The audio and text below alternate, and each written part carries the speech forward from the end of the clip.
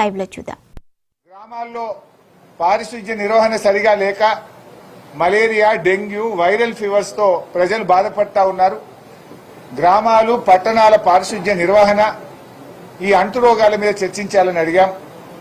గురుకుల విద్యా సంస్థల్లో కనీస సదుపాయాలు లేక 100కు పైగా విద్యార్థుల మరణం, విష జ్వరాలపైన చర్చించాలని కోరాం.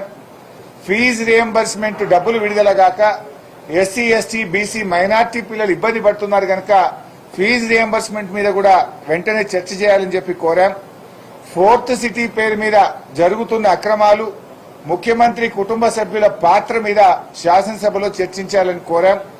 అదేవిధంగా పౌర సరఫరాల శాఖలో ధాన్యం కుంభకోణము, బాధ్యులపై చర్యలు తీసుకోవడం అనే అంశం మీద చర్చ చేయాలని, అదేవిధంగా ప్రభుత్వ ఉద్యోగుల టీఏలు, డిఏలు, సరెండర్ లీవ్లు, రిటైర్మెంట్ ఉద్యోగుల బెనిఫిట్స్ ఇవ్వకపోవడము, పీఆర్సీ ఇవ్వకపోవడము, 5 డిఏలు పెండింగ్ ఉన్న అంశాల మీద కూడా చర్చ చేయాలని చెప్పి కోరాం. గోదావరి బనకచెర్ల ప్రాజెక్టు వల్ల తెలంగాణ రాష్ట్రానికి జరుగుతున్న అన్యాయం మీద శాసనసభలో చర్చించాలని కోరాం. అదేవిధంగా మరి హైడ్రా కూల్చివేతలు, పేదలు పడుతున్న బాధలు, ప్రభుత్వ ఆసుపత్రుల్లో కనీస సౌకర్యాలు లేని విషయాలు తదితర అంశాల మీద బీఆర్ఎస్ పార్టీ ఈ శాసనసభ సమావేశాల్లో చర్చించాలని కోరాం. దురదృష్టం ఏంటంటే రాష్ట్ర ప్రభుత్వం 2 రోజులు అసెంబ్లీ జరుపుతామంటున్నారు. 2 రోజులు అంటే 2 రోజులు అంటే ఇవాళ రేపు ఖతం బర్కాస్. అంటే పారిపోతున్నది ప్రభుత్వం. ప్రజా సమస్యల మీద చర్చించకుండా శాసనసభ వాయిదా వేసుకొని పారిపోతున్నారు. వరదల మీద మాట్లాడదామంటే వరదలు ప్రాధాన్యత కాదు, బురద రాజకీయాలు మాట్లాడుకుందామంటున్నారు. ఎరువుల మీద, రైతుల మీద మాట్లాడదామంటే అది మెల్లగా మాట్లాడుకుందాం, తొందర ఏమున్నది అంటున్నారు.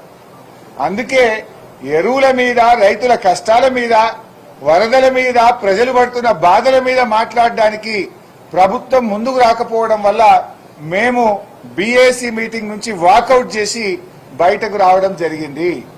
ఒక రాష్ట్ర ప్రభుత్వానికి రైతుల కంటే ముఖ్యమైంది, వరద బాధితుల కంటే ప్రధానమైన ఎజెండా ఏముంటుంది? వరదల మీద మాట్లాడడానికి ప్రభుత్వం సిద్ధంగా లేదు, ఎరువుల కొరత మీద మాట్లాడడానికి సిద్ధంగా లేకపోతే ఈ బీఏసీ మీటింగ్ కు అర్థం లేదు. ఈ శాసనసభ సమావేశాల పట్ల మరి ప్రజలు నమ్మకాన్ని కోల్పోతారనే విషయాన్ని కూడా మేము చాలా గట్టిగా చెప్పాం. ప్రభుత్వ ధోరణి చూస్తే కాళేశ్వరం కమిషన్ రిపోర్ట్ ను పెట్టి బురద రాజకీయాలకు పాల్పడే ఆలోచన కనబడుతున్నారు. దాని మీద మేము చర్చకు సిద్ధం. పీపీటీకి అవకాశం ఇవ్వండి. ఒక్కరోజు కాదు, కాళేశ్వరం మీద 4 రోజులు మాట్లాడదాం. ముందు ఆ బురద రాజకీయాలు ఎప్పుడన్నా మాట్లాడుకోవచ్చు. కష్టాల్లో ఉన్న రైతుల గురించి ఫస్ట్ మాట్లాడండి. కష్టాల్లో ఉన్న తెలంగాణ మంత్రి పొంగులేటి శ్రీనివాస్ రెడ్డి మీడియాతో